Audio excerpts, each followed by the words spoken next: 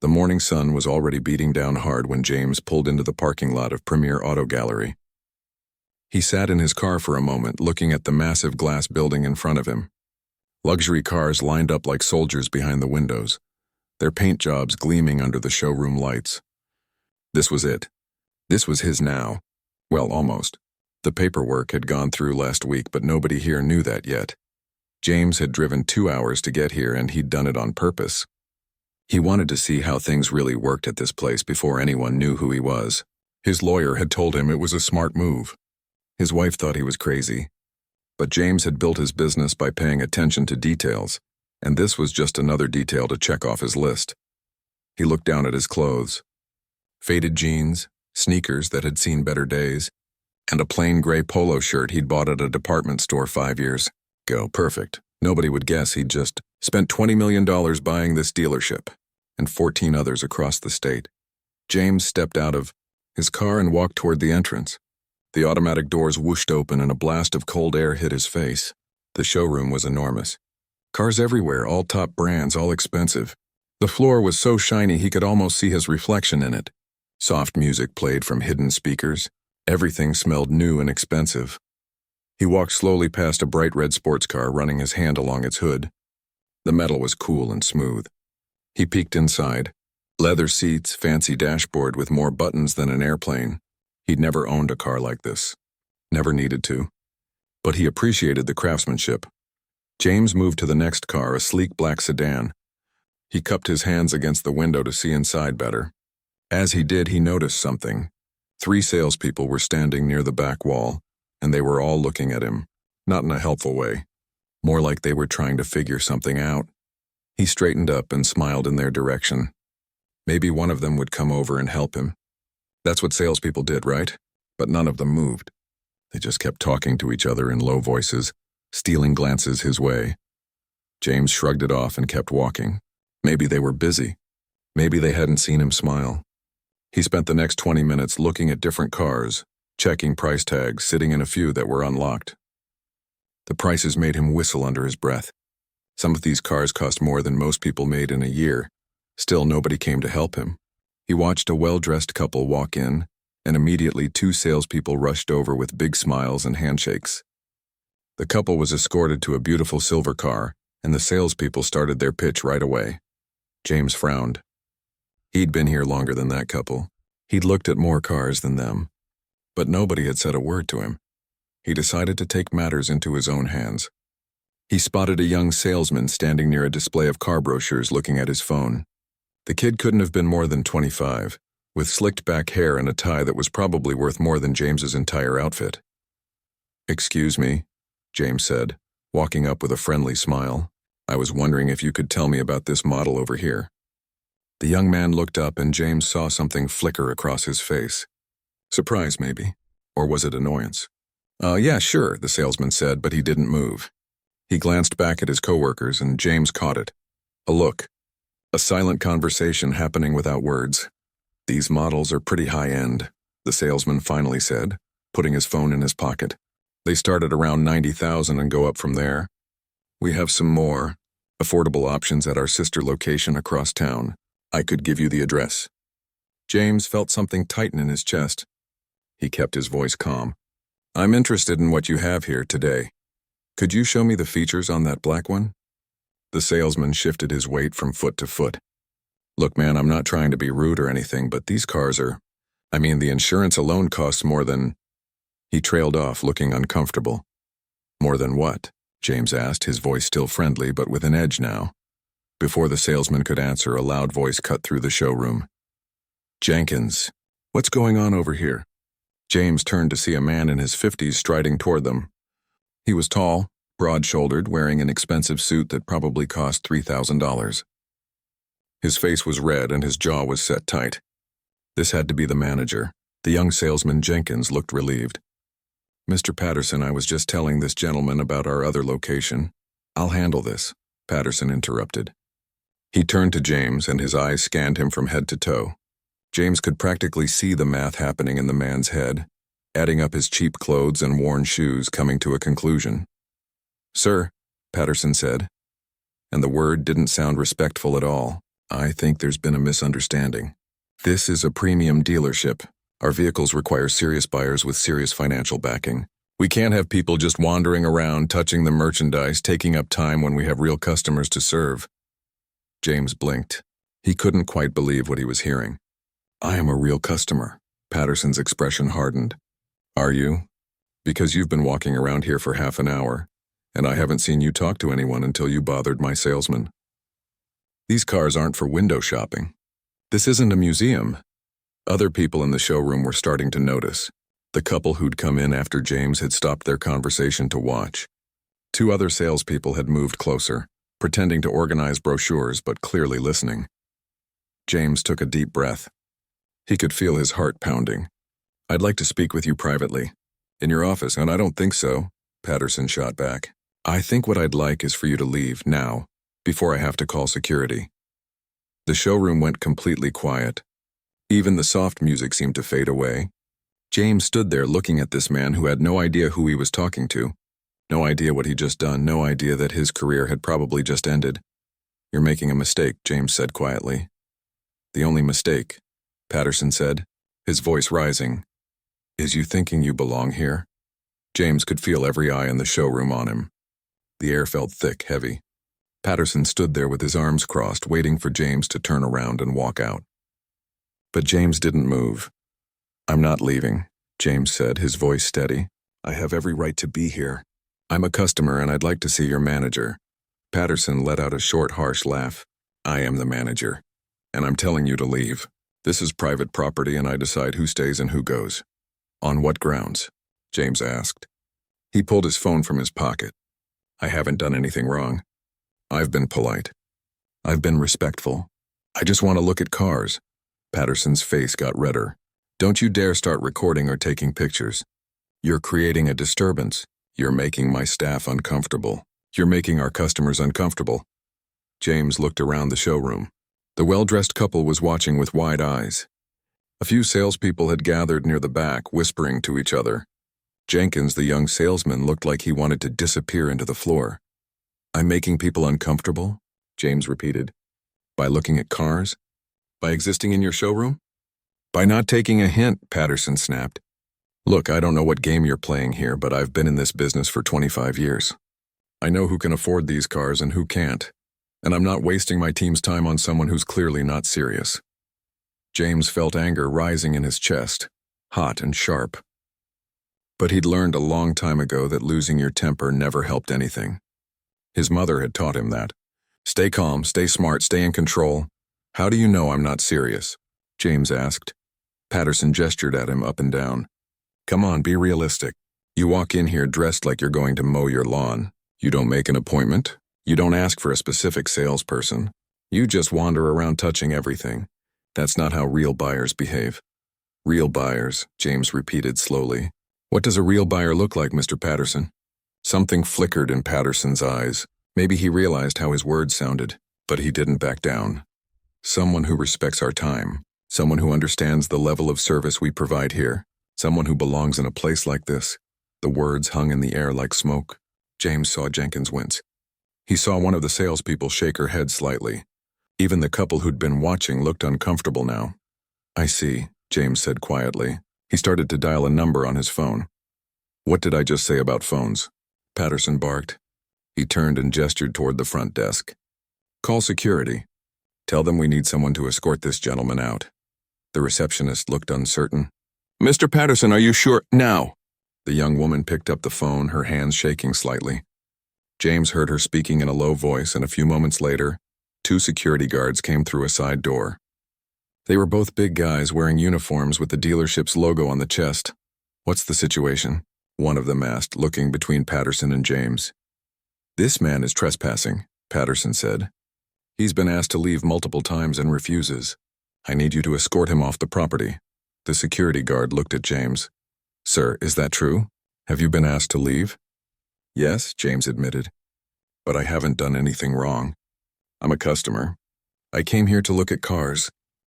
He's not a customer, Patterson interrupted. He's a problem. Remove him. The guard looked uncomfortable. Sir, if the manager is asking you to leave, you need to leave. We don't want any trouble. James looked at the guard, then at Patterson, then around the showroom one more time. Part of him wanted to tell them all exactly who he was, to see the looks on their faces when they realized what they'd just done. But another part of him knew this needed to be handled differently. Properly, with witnesses and documentation. Fine, James said. I'll leave. But this isn't over. Yes, it is, Patterson said with satisfaction. And don't bother coming back.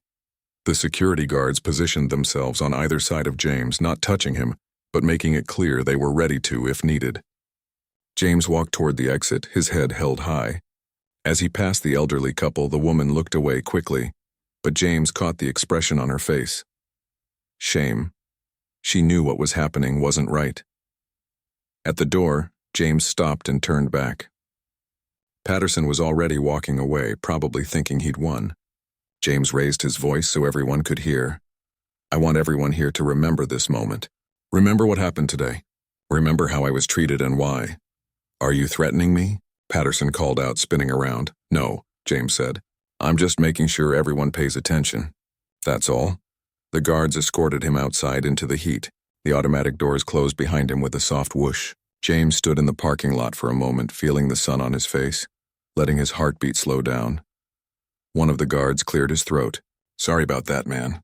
Just doing our job, James nodded. I understand. You were just following orders. He walked to his car and sat inside, but he didn't start the engine. Instead, he pulled out his phone and made a call. It rang twice before someone picked up. Robert? It's James. Yeah, I'm at the premier location. We need to talk. Something happened, and you need to hear about it right away. His lawyer's voice came through, concerned. What's wrong? Did something go bad with the acquisition? The acquisition is fine, James said, watching the dealership through his windshield. The paperwork all went through. I own the place. But nobody here knows that yet, and I just got kicked out of my own dealership. There was silence on the other end of the line. You what? You heard me. The manager just had security throw me out. Called me a trespasser. Said I don't belong there. Said I'm not a real customer. James paused. Robert, I need you to document everything. Every detail. We're going to need it. James, do you want me to call them right now?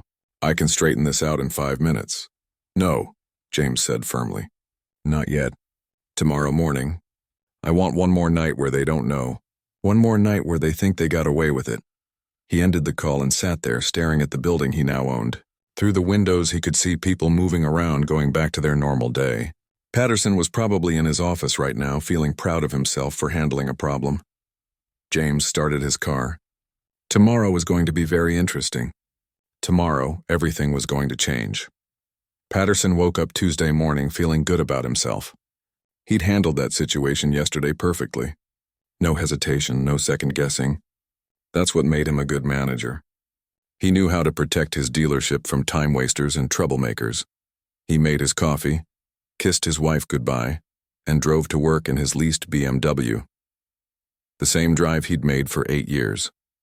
Premier Auto Gallery was his kingdom, and he ran it well. Sales were solid. His team respected him. Corporate rarely bothered him because he got results. But when he pulled into the parking lot at 8:30, something felt off. There were cars he didn't recognize. Expensive ones, a Mercedes S-Class, a Lexus LS, and a black Escalade with tinted windows, all parked in the spots usually reserved for customers. Patterson frowned. Corporate vehicles. He could always tell. They had that look. Too clean, too new, too serious. He walked into the building and immediately knew something was wrong. His assistant, Kelly, was at her desk, but her face was pale.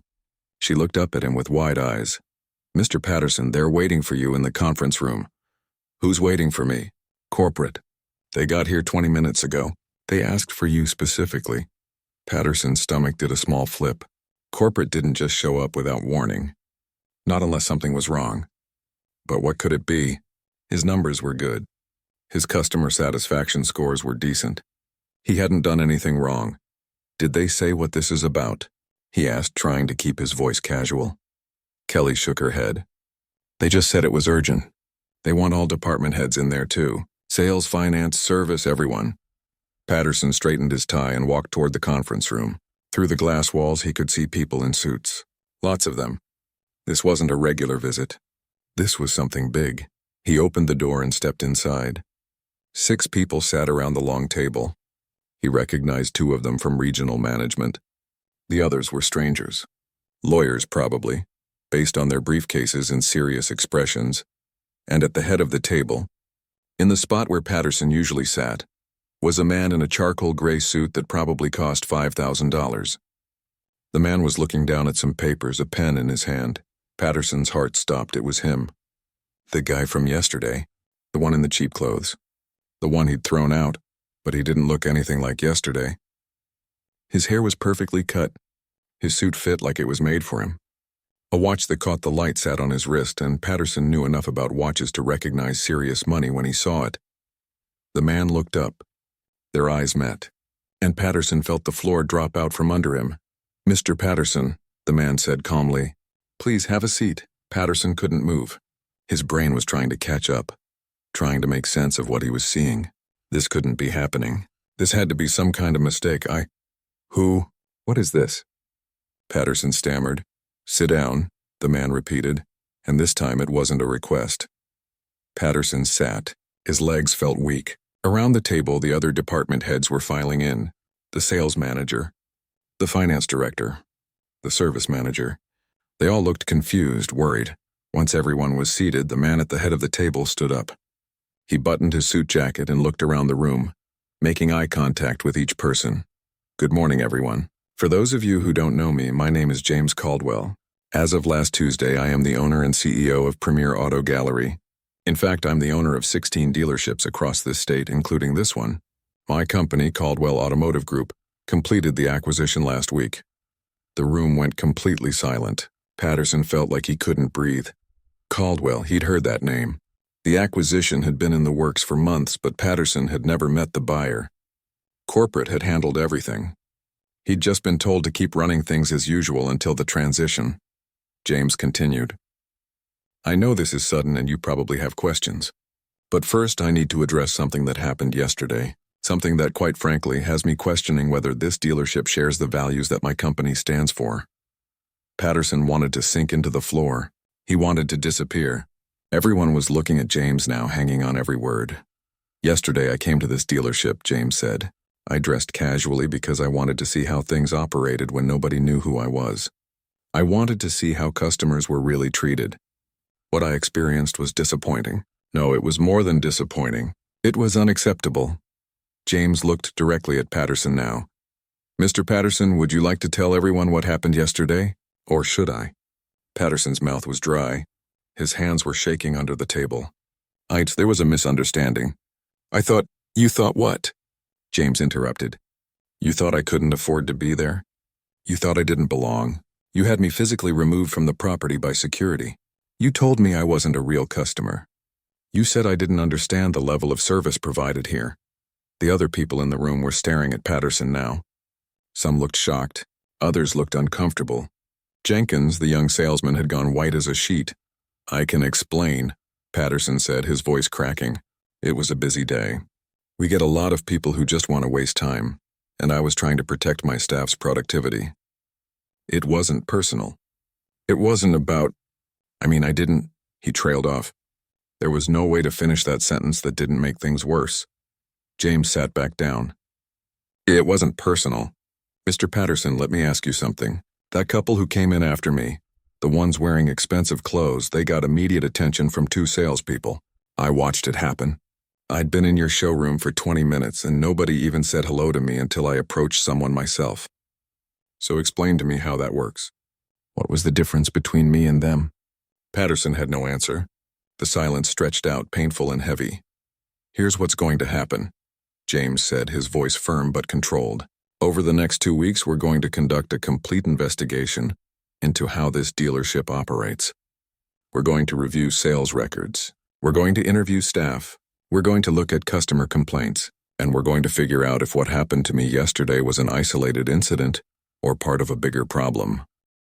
He stood up again and walked slowly.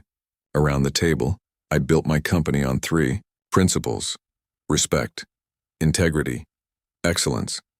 Every single person who walks through those doors deserves to be treated with respect, regardless of what they're wearing or what car they drove up in, because you never know who you're talking to. You never know someone's story. And frankly, it shouldn't matter. James stopped behind Patterson's chair. Mr. Patterson, you're suspended effective immediately with pay, pending the results of this investigation. You'll receive a formal letter by the end of the day outlining the terms. Until then, I need you to collect your personal belongings and leave the premises. Patterson stood up on shaky legs. His career was over, he knew it. 8 years at this dealership, 25 years in the industry, and it was all ending because of one mistake. One moment of bad judgment, please, Patterson said quietly. I'm sorry. I was wrong. It won't happen again. James looked at him for a long moment. You're right. It won't happen again, not here. Not at any dealership I own. Patterson walked out of the conference room like a man in a daze. Everyone in the showroom stopped what they were doing to watch him pass. Word had already spread. The whispers had started. Kelly wouldn't look at him as he walked by her desk. In his office, Patterson stood there for a moment, looking at the photos on his wall. 8 years of awards, Salesman of the Year, Manager of the Year, pictures of him shaking hands with executives at company events, all of it meaningless now. He grabbed a cardboard box from the supply closet and started packing. His coffee mug, a framed photo of his family, some personal files. His hands moved automatically while his mind raced. How had he been so stupid? How had he not seen it coming? Meanwhile, back in the conference room, James was still addressing the team. The atmosphere was tense. Everyone looked nervous, like they were waiting for the other shoe to drop. I want to be clear about something, James said, leaning against the table. This isn't a witch hunt. I'm not here to fire everyone and start over. But I am here to make changes. Real changes. Because what happened to me yesterday tells me there's a culture problem here. And culture doesn't come from just one person. It comes from everyone. The sales manager, a woman named Carol, who'd been with the dealership for 12 years, raised her hand tentatively. Mr. Caldwell, can I ask something? Of course. What exactly are you looking for in this investigation? I mean, what happens if we find problems? James nodded. Good question. Here's what we're going to do. Over the next 2 weeks, my team is going to review everything. We're going to pull sales data and look for patterns. If we find that certain customers were consistently steered toward cheaper cars or ignored completely based on appearance or background, we need to know. We're going to look at financing applications. We're going to read through customer complaint forms, every single one. He paused and looked around the room. We're also going to conduct confidential interviews with every employee, not to get people in trouble, but to understand what's really happening here. If someone has witnessed unfair treatment but was afraid to speak up, now's the time. There will be no retaliation. I promise you that. Jenkins, the young salesman from yesterday, shifted uncomfortably in his seat. James noticed. Something you want to say? James asked, not unkindly. Jenkins hesitated, then spoke up. Mr. Caldwell, I just want to say I'm sorry about yesterday. Mr. Patterson told us to be selective about who we spent time with. He said we needed to focus on qualified buyers. I didn't think it was right, but he was the boss, and I'm new here. I need this job, James studied the young man. What's your name? Trevor Jenkins, sir. How long have you worked here, Trevor? 4 months. And in those 4 months, how many times have you seen someone get treated the way I was treated? Trevor looked down at the table. More than I can count. The room went even quieter. Carol, the sales manager, closed her eyes like she had a headache. The finance director, an older man named Frank, rubbed his face with both hands. Tell me more, James said. Trevor took a breath. It's not just about race, though, that's part of it. It's about clothes, cars, age, everything. If someone drives up in an old car, Patterson would tell us not to waste time on them. If someone looked too young, he'd say they were probably just dreaming. If someone had an accent, he'd say they probably couldn't get financing. Did anyone ever speak up? James asked. Carol raised her hand slowly. I did once, about 2 years ago. A customer filed a complaint saying they'd been treated differently than other customers. When I brought it to Patterson's attention, he told me the customer was being sensitive and that I needed to focus on the bottom line, not feelings. James nodded slowly, taking it all in. Okay, here's what's going to happen. First, Trevor, thank you for being honest. That took courage, and I respect that. Second, Carol, I want you to serve as interim manager while we sort this out. Think you can handle that? Carol looked surprised. Me? Are you sure? You tried to do the right thing before. That tells me something about your character. So yes, I'm sure. Thank you, Mr. Caldwell, I won't let you down. James spent the next hour laying out his expectations. Customer service training for everyone. New protocols for greeting and helping customers. A mystery shopper program where people would come in unannounced to test how they were treated. Anonymous feedback systems. Everything needed to change, and it needed to change now. When the meeting finally ended, people filed out quietly. James stayed behind with his lawyer and 2 executives from his corporate team. That was intense, Robert, his lawyer said. Think they'll actually change? Some will, James replied. Some won't. That's why we do the investigation. We need to figure out who wants to be part of the solution and who's part of the problem. One of the executives, a woman named Victoria who ran HR for his entire company, pulled out a laptop. I've already started compiling data from the last 3 years. Sales records, customer demographics, financing approvals. We should start seeing patterns by tomorrow. What are you expecting to find? Robert asked. Victoria looked grim. Based on what we heard in there? I'm expecting to find exactly what we're afraid of. Systematic bias. Customers being treated differently based on factors that have nothing to do with their ability to buy a car. James walked to the window and looked out at the showroom. A customer had just walked in, a middle-aged woman in casual clothes. He watched as Trevor immediately approached her with a smile, shaking her hand, starting a conversation. At least one person had gotten the message. You know what the worst part is? James said quietly. Patterson probably doesn't even think he did anything wrong. In his mind, he was just being efficient, just being a good businessman. He probably never even thought about how his decisions affected real people. He's thinking about it now, Robert said. James turned back to his team. I want everyone on staff to understand something. This isn't just about fixing one dealership. Every dealership I own is going to operate by the same standards. Respect, integrity, excellence.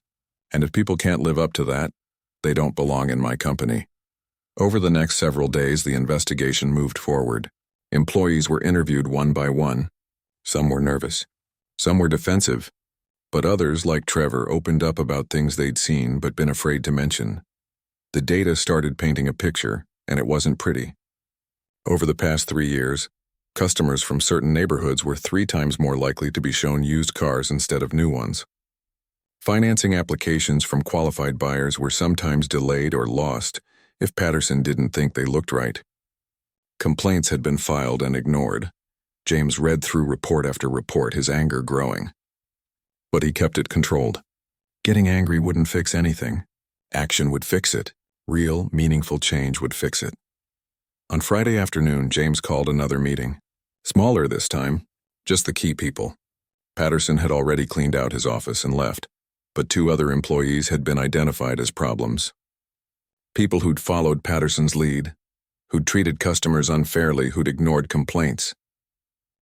They're terminated, James told Carol. Effective immediately. We'll handle it professionally, give them proper severance, but they're done. Carol nodded. She didn't look happy about it, but she understood. And everyone else? Everyone else gets a choice, James said. They can embrace the new way of doing things or they can leave. But there's no middle ground anymore. 3 weeks after the investigation began, James stood in front of the entire Premier Auto Gallery staff. It was early Monday morning before the dealership opened to customers. Everyone was there. Salespeople, mechanics, receptionists, janitors, every single person who worked at the dealership. The showroom had been rearranged. Chairs were set up in rows facing a small stage. Coffee and pastries sat on tables in the back. This wasn't going to be a quick 5-minute meeting. James had things to say, and he needed everyone to hear them. Thank you all for being here, James began. I know the last few weeks have been stressful. There have been a lot of changes, a lot of uncertainty. Some of your coworkers are no longer here. Some of you are probably wondering if you're next. He could see the worry on their faces, people sitting with stiff shoulders, arms crossed, defensive, scared. Let me put your minds at ease, James continued. The investigation is over. We've made the decisions we needed to make. 3 people, including Patterson, are no longer with this company. But everyone else? You're still here because we believe you want to be part of something better. The tension in the room eased slightly. A few people sat back in their chairs. I want to tell you a story, James said, moving away from the podium and walking closer to the audience. When I was 22 years old, I walked into a bank to apply for a small business loan. I had a solid business plan. I had good credit for someone my age. I was prepared. But the loan officer took one look at me and decided I wasn't worth his time. He spent maybe 5 minutes with me before telling me I should come back when I was more established. James paused, remembering that day. The shame he'd felt. The anger. I went to 3 more banks. Same story. They didn't say it out loud, but I could see it in their eyes. They looked at me and saw someone who didn't fit their idea of a successful businessman. Finally, I found a bank that gave me a chance. One person who looked past appearances and focused on my actual qualifications. That loan changed my life. It let me start my first business, which eventually grew into the company I have today. He looked around the room, making eye contact with different people. That's why what happened here matters so much to me. Because I know what it feels like to be judged before you even open your mouth. I know what it feels like to be dismissed because someone decided you don't belong. And I refuse to run a company that makes other people feel that way. Trevor, the young salesman, was nodding. So was Carol. Even some of the people who'd looked skeptical were starting to lean forward, listening. Starting today, things are going to be different here, James announced. We're implementing a comprehensive training program. Everyone, and I mean everyone, will go through it. It's not just about customer service. It's about recognizing our own biases, understanding how our assumptions affect our behavior, learning to treat every single person who walks through that door with the same respect and attention. He clicked a remote, and a screen behind him lit up with bullet points. Here's what else is changing. First, we're implementing a mystery shopper program. Throughout the year, people will come in pretending to be customers. They'll be dressed differently, driving different cars, representing different backgrounds, and they'll report back on how they were treated. This isn't about catching people doing something wrong. It's about accountability. Some people shifted uncomfortably, but no one objected. Second, we're creating an anonymous feedback system. If you see something that concerns you, if you witness a customer being treated unfairly, you can report it without fear of retaliation. Your jobs are not in danger for speaking up. In fact, speaking up is now part of your job. Third, we're changing how we measure success. Yes, sales numbers matter, but customer satisfaction matters just as much. We're going to start surveying every customer after their visit. How are they greeted? How long before someone helped them? Did they feel respected? Those scores will be just as important as sales figures. James turned off the screen and faced his team again. I know some of you might be thinking this sounds like a lot of work. You're right, it is. Change is always hard. But here's what I promise you. If you commit to this, if you really embrace treating people right, this will become the best place you've ever worked. Carol stood up. Mr. Caldwell, can I say something? Of course. She turned to face the other employees. I've been here 12 years. I've seen a lot of managers come and go, and I'll be honest, under the old leadership, I was thinking about leaving. I didn't like how we did things. I didn't like turning people away or making assumptions about who could afford what, but I needed the job, so I stayed quiet. Her voice got stronger. What Mr. Caldwell is offering us is a chance to be proud of where we work, to go home at night knowing we did the right thing. That's rare in this industry, so I'm all in, and I hope you all are too. One by one, people started nodding. Then someone in the back started clapping.